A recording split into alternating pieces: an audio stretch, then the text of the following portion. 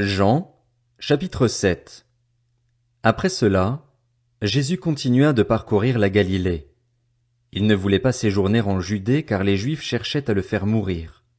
Or, la fête juive des Tentes était proche.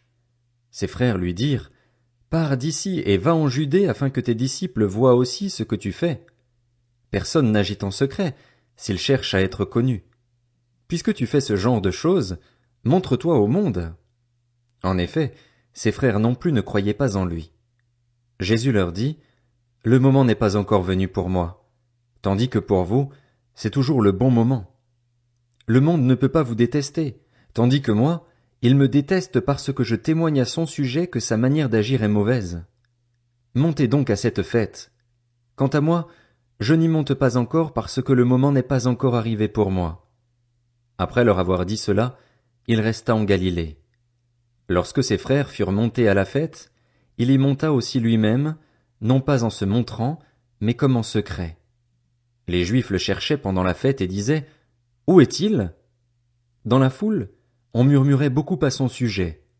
Les uns disaient, « C'est un homme bien ». D'autres disaient, « Non, au contraire, il égare le peuple ». Personne, toutefois, ne parlait ouvertement de lui, par crainte des chefs juifs. C'était déjà le milieu de la fête lorsque Jésus monta au temple et se mit à enseigner. Les Juifs s'étonnaient et disaient, « Comment connaît-il les Écritures, lui qui n'a pas étudié ?» Jésus leur répondit, « Mon enseignement ne vient pas de moi, mais de celui qui m'a envoyé. Si quelqu'un veut faire la volonté de Dieu, il saura si mon enseignement vient de Dieu ou si je parle de ma propre initiative. Celui qui parle de sa propre initiative cherche sa propre gloire, mais si quelqu'un cherche la gloire de celui qui l'a envoyé, celui-là est vrai et il n'y a pas d'injustice en lui. Moïse ne vous a-t-il pas donné la loi?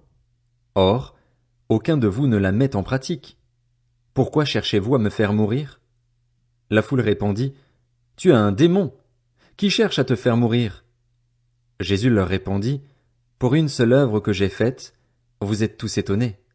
Moïse vous a donné la circoncision, qui ne vient du reste pas de lui, mais des patriarches, et vous circoncisez un homme le jour du sabbat.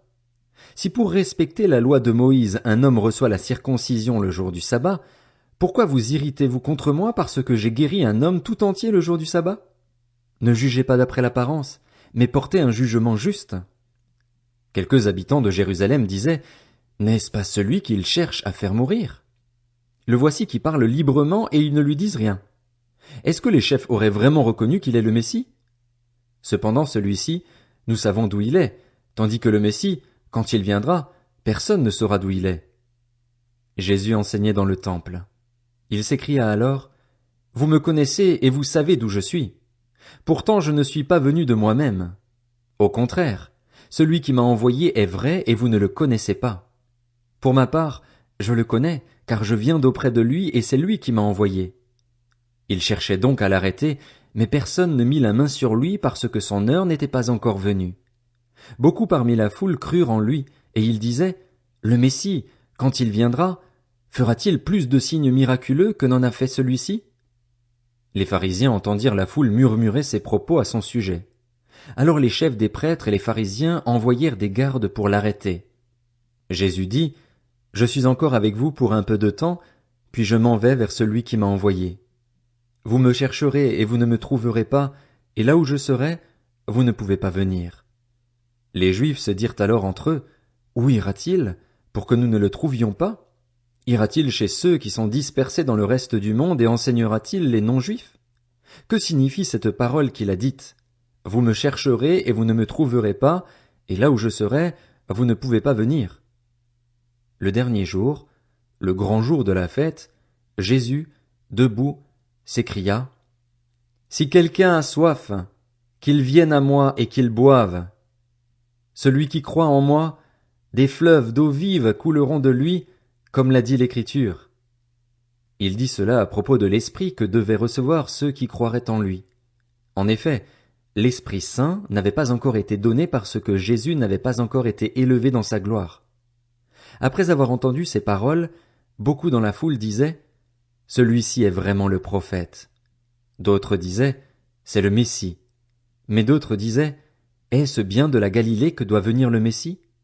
l'Écriture ne dit-elle pas que c'est de la descendance de David et du village de Bethléem où était David que le Messie doit venir? Il y eut donc, à cause de lui, division parmi la foule. Quelques-uns d'entre eux voulaient l'arrêter, mais personne ne mit la main sur lui. Ainsi, les gardes retournèrent vers les chefs des prêtres et les pharisiens, qui leur dirent: Pourquoi ne l'avez-vous pas amené? Les gardes répondirent: Jamais personne n'a parlé comme cet homme. Les pharisiens leur répliquèrent: Est-ce que vous aussi, vous vous êtes laissé tromper? Y a-t-il quelqu'un parmi les chefs ou les pharisiens qui ait cru en lui? Mais cette foule qui ne connaît pas la loi, ce sont des maudits. Nicodème, qui était venu de nuit vers Jésus et qui était l'un d'eux, leur dit: Notre loi condamne-t-elle un homme avant qu'on l'entende et qu'on sache ce qu'il a fait? Ils lui répondirent: Es-tu, toi aussi, de la Galilée? Cherche bien et tu verras que de la Galilée il ne sort pas de prophète. Puis chacun rentra chez soi.